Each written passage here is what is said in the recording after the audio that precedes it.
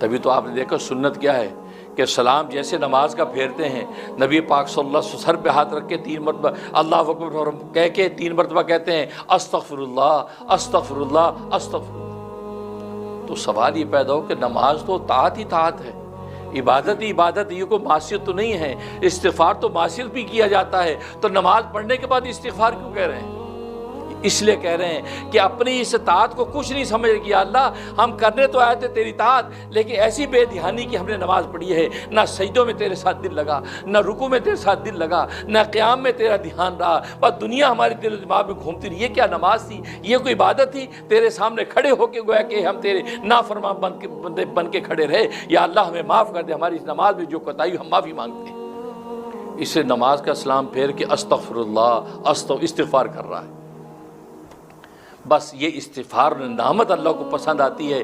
جب بڑی سی بڑی طاعت کر کے اللہ کے سامنے انسان شرمندہ ہوتا ہے، یا اللہ آپ کی شان کے حساب سے میں پیش نہیں کر سکا، اللہ اسے ندامت پر آپ کی چھوٹی طاعت کو بڑا کر دیتے۔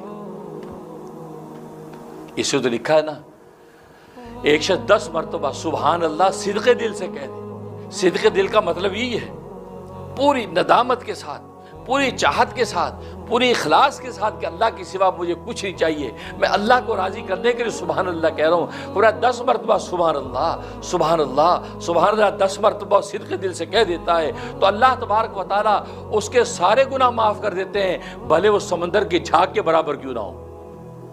سمندر کے جھاگ کے برابر گناہ ہوں اور 10 مرتبہ سبحان اللہ نے صدق دل سے کہہ دیا، اس ندامت کے ساتھ کہہ دیا کہ یا اللہ تیری شان تو بہت اونچی ہے، کوشش کر رہا ہوں الفاظ تو پیش کر دوں، اس کی حقیقت میں تیرے سامنے پیش نہیں کر سکتا۔ اس ندامت پر اللہ تبارک و تعالیٰ وہ جو سمندر کی جھاگ کے برابر کے گناہ معاف کر رہے ہیں۔ آپ کی چھوٹی سی طاعت اللہ کیا کتنی بڑی ہو گئی۔ حضرت داؤد علیہ السلام کو کہا تھا رب کریم نے کہ اے داؤد اللہ کی نعمتوں کا شکر کرو۔ حضرت داؤد علیہ السلام نے فرمایا رب ذوالجلال میں شکر کیسے کروں؟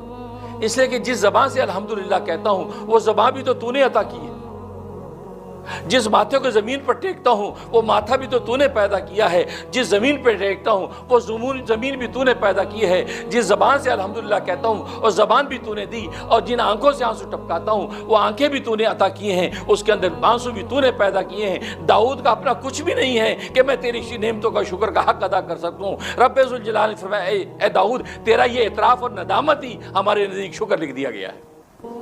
ہم یہ چاہتے ہیں کہ تم بس اس بات کا اعتراف کر لو کہ شکر کا حق ادا نہیں کیا جا سکتا، اللہ کی نعمتوں کی شکر کا حق نہیں ادا کیا جا سکتا۔ یہ اعتراف اور ندامت ہی ہمارے ہاں بہت بڑا شکر ہے۔